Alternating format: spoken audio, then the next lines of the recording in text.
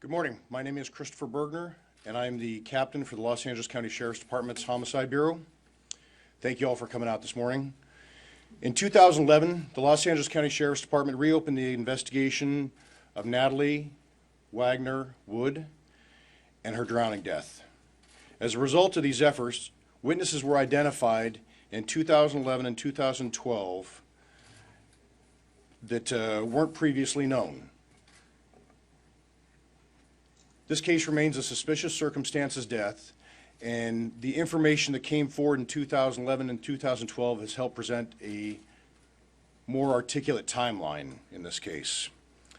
I'd like to thank the witnesses that came forward at that time for providing information, and reach out to the general public for those that have firsthand knowledge of the circumstances that occurred that night with Ms. Wood, and turned over to Lieutenant John Carina for additional information regarding this case. First of all, I have to apologize. Last week I got that flu that's going around, as you can tell, and so I got that deep, gravelly voice, so I got to take a break here and take a drink of water. Bear with me. As Captain Bergner was saying, we took another look at this case back in 2011, and that's really the only press conference we did on this case was back then. We held one press conference, and from that press conference, we ended up with well over 100 people came forward with information about this case. People were very really wanted to get involved, and they wanted to kind of tell us what they knew. And it was extremely helpful because we ended up identifying witnesses or people who had information about the case who had never come forward. So they end up coming forward and telling us their story. And that's one of the things we've run into this case, and in many cases, is people don't think their information or what they know might not be important. Well, it was in this case, and it's helped us recreate some of the timeline and what happened on that weekend, and then right up to the point where Natalie Wood ends up going into the water. So it's been extremely helpful for us. Now, this was back in 2011, 2012, 2013. It's been a little while, but we've been investigating the case. And up until about a year and a half ago, we were still getting information and tips from people calling in, although they were just trickling in then. And things have kind of dried up now. So we were approached by a news agency, wanted to take another look at the case. We thought it was a good idea to try and go ahead and do that and get it back out in the public eye, and that's what we did. We thought it was a good idea, just let everyone know kind of where we're at with the investigation, and that's why we're here today. So I'm going to go ahead and answer some questions, and as best I can. Yes? Well, there's new witnesses, and we have looked at really what we've interviewed a lot of new people, and people on the island, people who were moored near the boat that night or that weekend, people who had knew the couple or had knowledge of what was going on that weekend. So it's been extremely helpful in recreating what happened. So in the 48 Hours report, there was this discussion about these two individuals, the woman saying that she had seen two people, a man and a woman, on the back of the boat. They heard the voices that identified them as Natalie Wood and Robert Wagner. Who is this person? How is it that they didn't think that was important in 1981? And is there any discussion about re-interviewing Robert Wagner? Well, the first part of that question is there's actually more than one witness and who came forward and heard them on the back of the boat arguing. And and what's important about that is they corroborate what Dennis Tavern was saying, that he was on the boat and heard the arguing. And that it was really intense and so bad that he had went down to the cabin to check on them because he was worried that there was some kind of assault going on. And that's when he was told to go away by Robert Wagner. And then Natalie and Robert Wagner end up on the back of the boat arguing, and then it goes quiet. So those witnesses who were on a different boat nearby corroborate exactly what Dennis Tavern was telling us. And yes, of course, we want to talk to Robert Wagner. You bet. We would love to hear his side of his version of events. The version of events he's portrayed in the media, I think, what he told us, the original investigators, and what he's portrayed since then, really don't add up to what we found or what we found by talking to other people in that weekend. what they've seen, what they saw, what they heard. Lieutenant, how do you see Robert Wagner? Is he a person of interest? Is he a suspect? Has he always been a person of interest? How do you? Well, he hasn't always been a person of interest. Obviously, he was on the boat. There were 4 people on the boat that night, and one of them ended up in the water dead. But as the investigation progressed, I mean, we were able to recreate the timeline and get it down to where he was the last person with her on the back of the boat arguing before everything went quiet. And then next thing you know, Dennis Tavern comes down to check on what happened, and there's Robert Wagner in the salon of the boat. He's saying Natalie's gone. She's missing, you know, and then he sends him to go look around the boat to look for Natalie. It's not that big of a boat. And next thing you know, he tells him, oh, and by the way, the dinghy's now gone. So it didn't make any sense. No one heard the dinghy start up. No one heard the dinghy take off. She doesn't drive the dinghy. I can go on and on, but yeah, it just didn't add up. But right now, he's officially a person of interest. Well, he's the person of interest because he's the last person with her before she went in the water, right? So he's there, he's the last one with her, and somehow she gets in the water. Lieutenant, what's the difference between a person of interest and a suspect in your view? Well, you know, this is a suspicious death investigation. It's not a murder investigation. So he's not a suspect of committing a murder or a crime. We're just trying to figure out what happened from that point, from that argument, and then how she got in the water. So what's a person of interest? Just that. He's a person of interest, like he was there with her, last person with her before she ends up dead. Can you make him talk to you? That not is a person of interest. He's denied. Not in the United States of America, we can't. You know, he can say, no, I don't want to talk to you. So, and that's his right, and we understand that. And we've tried to talk to him, and so far he doesn't want to talk to us. Could there be a point where you decide we want to press charges against him? No, not right now. Like I said, this is a suspicious death investigation. We're not pressing charges on anyone. We're still trying to just figure out what happened. Lieutenant, would you say there's anything in this case, in the evidence so far? What's that, Pete? Would you say there's anything in the evidence that you have so far, witnesses plus physical evidence, which would indicate there were aggressive actions taken which led to the death of Natalie? Well, there were. I would have to say there was what Dennis Tavern heard.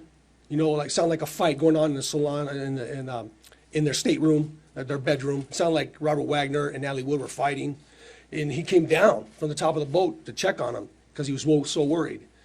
He said Robert Wagner looked so angry, so crazy that he told him he was afraid for his own safety, so he went back up. And when Robert Wagner told him, get out of here. So he went back up to the top of the boat. And then they end up on the back of the boat arguing before everything went quiet. And then, yes, there were bruises on Natalie Wood's body that, now that's the coroner's purview, obviously. They're the experts, but they say they're non-mechanical. They're caused probably by another person. So in essence, we are saying that whoever was there at the end of it would have inflicted those injuries which could be consistent with either a struggle, a fight, or someone getting tossed or thrown off the back of that boat. Yeah, I can't say who caused the injuries, but they could have been caused by someone else. What's that? There aren't that many people on the boat. Right. And we know who was with her before she went, the last person was with her before she went in the water, and that was Mr. Wagner. Are we any closer to solving this case today than we were 30 years ago? We're closer to understanding what happened. I think we're closer to understanding exactly what happened that weekend and how it kind of went down. I think before we were all believing the story, oh, she must have gotten the dinghy, tried to go into town in her nightgown and her socks by herself when it's raining out and the seas are really rough and you can't even see at midnight, and which made absolutely no sense if you really think about it. So I think we have a better understanding now what happened. Can you talk a little bit more about that timeline? What happened in those 2 days that No, I can't go through the whole three days. There's a lot that went on, but we've talked about it before, especially on the program. 48 Hours, we laid it out a little bit more. So maybe check that out. But I'm not going to try and go through the whole 3 days up here. Lieutenant, is Christopher Walken a person of interest? No, he's not. No, he was actually supposed to be in his stateroom sleeping, and Tavern confirmed that when he went searching for Natalie Wood, he was in his stateroom sleeping. And just one other thing, the 2 witnesses you say, are they separate from the 2 who previously reported the stockbroker and her boyfriend, John, Yes, in a nearby photo, are they two separate witnesses? yes. She has these bruises on her face that you believe were caused by someone else, and it sounds like you don't believe that she got in the drinking.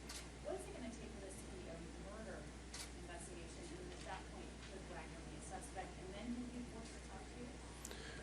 No, we can never force him to talk to us. Obviously, he has rights, and he can not talk to us if he doesn't want to, suspect or not. But the only time it's going to turn out to be, is it going to be an accident or murder is we find out how she went in the water. Was she placed in the water? Was she unconscious and then placed in the water? Was she put in the water by somebody? Or did she accidentally fall in the water and nobody helped her? Have you seen a spike in relevant information since the 48 hours broadcast? I'm sorry, what was that? Have you previously interviewed Mr. Wagner? No, we have not. Have you seen a spike in relevant information coming your way since the 48 hours broadcast again? We have gotten a lot of calls, people calling again and saying they have some information to give us, yes. So we have been picking up quite a few callers, people leaving tips. You earlier said that his story has changed over the years, is that what you said? And can you explain that, how it's changed? Well, and I'm no expert on this, but I know his original story, what he said that happened that weekend, they're all talking in the salon. She went down below to the stateroom, their bedroom, and next thing he knows, he goes, checks on her, and she's gone. And so he figures, oh, she must have gotten a dinghy and went into town in her pajamas, in her socks, in the middle of the night. For some reason, and it's raining out, she's gonna go take the dinghy, which she never drives, probably doesn't know how to drive it, and take it into town. When Tavern suggests, hey, we should turn on the light to look for her, he says, no. Instead of saying, yeah, let's look for her, no, don't turn the light on. Well, he says, we should call somebody. No, let's wait. And he's on a boat himself. He can unhook his own boat and go look for her. He doesn't even do that. Instead, he takes Tavern up to the top of the boat, starts plying him with alcohol for the next hour and a half, getting him drunk while they wait around to see what happens. How many times has Mr. Wagner refused to be interviewed by? I think we've reached out to him like at least 2 or 3 times, and through him and through his attorney, and he's refused to talk to us. And these two new witnesses, as an investigator, 30 years has elapsed, and suddenly they remember something that is very interesting to you. I mean, people tend to change their view of things as time goes on, and maybe they think how credible are these new witnesses? Our biggest challenge is time, right? Many of the witnesses have passed away. People were on boats nearby. The original investigator on the case passed away recently. So it's like, you're right, the time's our biggest enemy here. We can only do what we can do. So we're reaching out one last time, see if anybody else will come forward with information they know. Like I said, we're already getting a bunch more calls just by doing this. And people are calling in and offering some information. So it seems productive. You have today, you do not think you can call this a homicide or charge Mr. Wagner with death? Correct. That's right. Thank you, you guys. Oh. Thank you, guys. Well, can we go a little bit more? Well, I was wondering how many unsolved homicide cases you have and why the department is spending time on one that's not considered a homicide. We were asked back in 2011 to look at this case. It's not something we went out and saw it.